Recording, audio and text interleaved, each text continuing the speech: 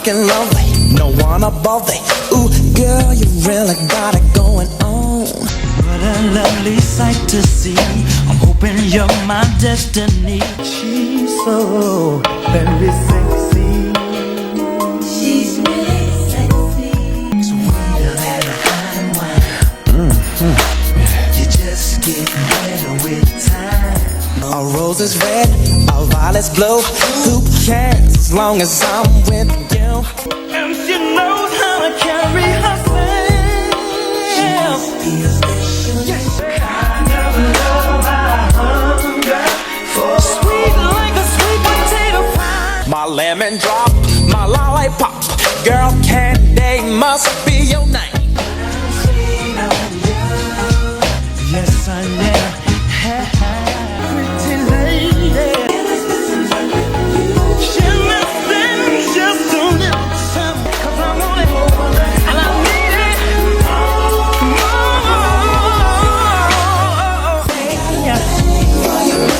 I got a thing for you, girl. What if I told you one of the smoothest R&B groups of the 90s was never supposed to win? That Lo-Key, the same group behind the silky, radio-seducing I Got a Thang for Ya, was quietly set up to fail from the start. Signed to Jimmy Jam and Terry Lewis's Flyte Tyme label, Lo-Key should have been the next big thing in R&B, but instead of blowing up, they vanished without a trace. No farewell, no big scandal, just silence. So, what really happened? Was it label politics? Creative sabotage? Or did the industry just decide they were more valuable as background producers than front-facing stars? Because here's the twist most people don't know. Lo-Key wasn't just a band, they were insiders, and that made them disposable. Let's talk about it. Most people file Lo-Key under one-hit wonders and move on. You probably remember I Got a Thang for Ya playing on the radio, maybe a video or two, and then nothing. But that's exactly how the industry wanted it. See, Lo-Key wasn't introduced to the public the same way most R&B groups were. There was no big MTV push, no flashy backstory, no media training boot camp. That's because they weren't signed to a traditional label. They were part of Flyte Tyme, Jimmy Jam, and Terry Lewis's personal imprint, which sounds like a golden ticket, right? Except at Flyte Tyme, there was a hierarchy. At the top, Janet Jackson, mint condition, big names that got the full attention, marketing dollars, and strategic vision. Lo-Key, they were kind of the in-house crew. Studio heads, beat makers, background guys who, at some point, got tossed a chance to step out front. So while the public thought Lo-Key was just a group with a fluke hit, the reality was messier. They were a team of musicians/producers trying to get noticed in a system that didn't really want them to be noticed. And from the beginning, their success was treated like an accident. But what if that accident was actually sabotage? Let me show you why Lo-Key never stood a chance. Even when the music was undeniable. Let's be real. Lo-Key was never truly launched. They were dropped into the R&B scene like a side project nobody was supposed to notice. One hit, a little buzz, and then boom, gone. But that wasn't a coincidence. That was a calculated fade out. Here's the thing. Flyte Tyme didn't have the infrastructure or interest to push every artist equally. Jimmy Jam and Terry Lewis were production legends, but their label, it had favorites. Lo-Key, they were treated like session players who accidentally made a hit. And when I Got a Thang for Ya exploded in 1992, Flyte Tyme didn't double down. They pulled back. No major tour support, no mainstream media appearances. Even the follow-up single, Sweet on You, got buried. It's like the label was scared they'd actually become stars. Why? Because Lo-Key blurred the lines between artist and employee. They weren't just performers, they were part of the machine. And making them famous might have disrupted the power dynamics. It's way easier to control producers when they're behind the scenes, not in front of the mic, on TV, building a fan base. So instead of being nurtured, they were shelved, not with drama, not with noise, just silence. The industry didn't tear them down, they just let them disappear. And the wildest part? The music never stopped being good. It just stopped being seen. Behind the polished vocals and smooth production, Lo-Key was quietly unraveling. And it wasn't just the label dropping the ball. The group itself couldn't agree on what they were. Some of them saw Lo-Key as the next mint condition, a real band with real musicianship and stage presence. Others were content staying behind the boards, making beats and ghostwriting for other artists. That split vision created friction. One minute they were rehearsing for live shows, the next minute they were being pulled back into the studio to mix someone else's project. And then came the creative disagreements. Who was the lead? Who got final say on the music direction? What sound should they chase? Classic R&B? Funk? New Jack Swing? Minneapolis synth? Every time they tried to settle into a lane, someone else at Flyte Tyme would yank the wheel in a different direction. Even their visual identity was all over the place. No cohesive branding, no image evolution. Some of them dressed like producers, others like pop stars. And the label didn't help. They just stood back and watched the confusion build. Without a clear vision, they started clashing over writing credits, production choices, and who the spotlight was supposed to shine on. The tension wasn't explosive, but it was enough to quietly stall momentum. They were a group caught between being a brand and being a service. And that blurred identity became their downfall. But the chaos behind the scenes wasn't just about ego, it was also about money. And that's where things really started falling apart. Now let's talk money, or the lack of it. For a group with a hit single and a major label backing, Lo-Key wasn't seeing the kind of checks you'd expect. And that's because they were caught in the classic R&B trap, doing the work, making the sound, but getting crumbs from the pie. Behind the scenes, Lo-Key was producing for other Flyte Tyme artists, contributing to the very machine that was Lo-Key, no pun intended, ignoring their own rollout. They were the unsung heroes of the Minneapolis sound revival, but without proper contracts, without leverage, and without protection. So when it came time to cash in, crickets. Then there's the case of their second album, Back to the House. And if you're thinking, wait, they had a second album?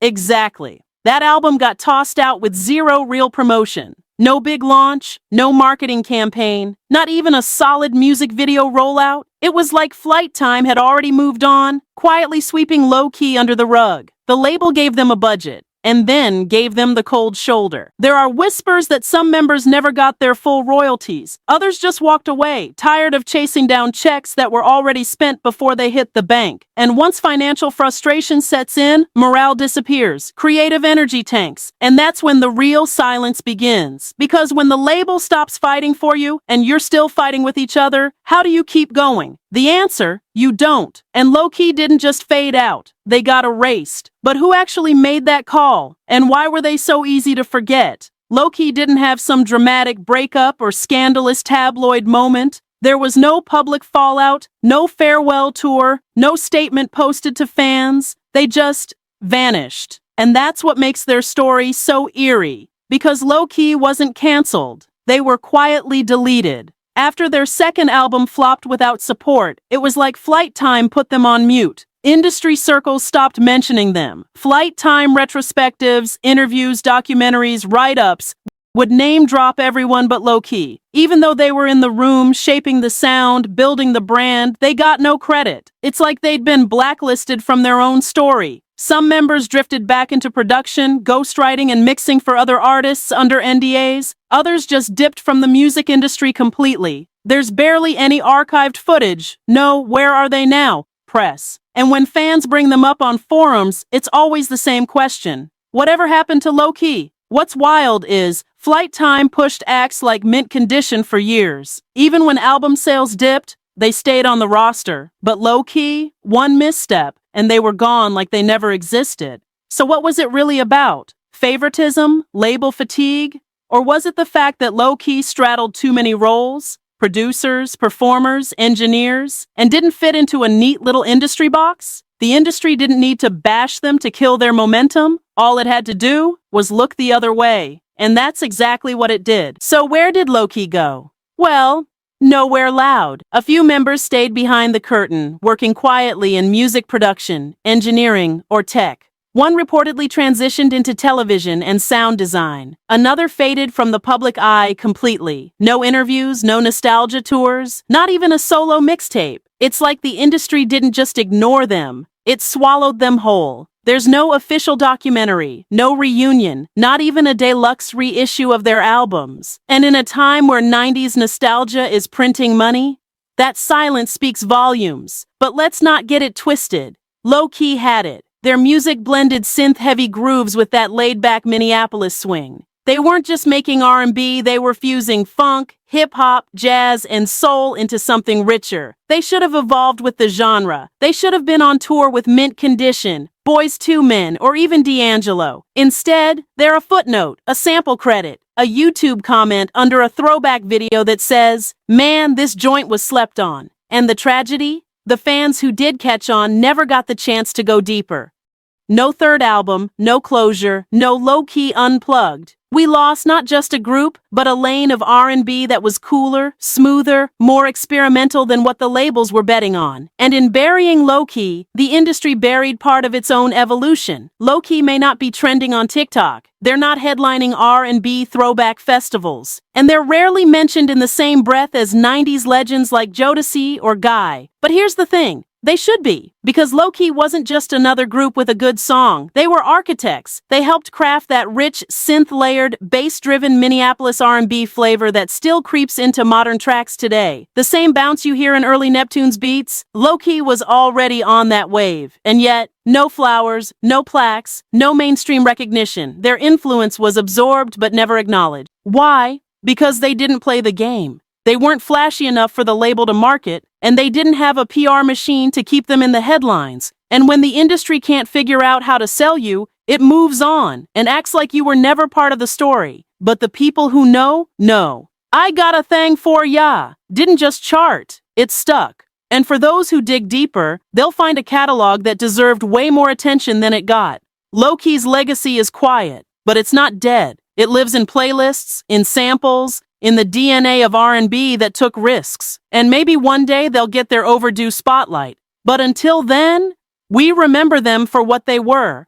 A moment of brilliance the industry tried to forget. Lo-Key didn't fall off. They were pushed off the radar. Quietly, strategically, and maybe even intentionally. They had the talent, the look, and a timeless sound. But in an industry that only invests in what it understands how to sell, Lo-Key became a casualty of being too versatile. No beef, no scandal, just a slow fade to silence. They didn't crash and burn. They were slowly turned down until the volume was zero. Today, Lo-Key's net worth isn't on public record.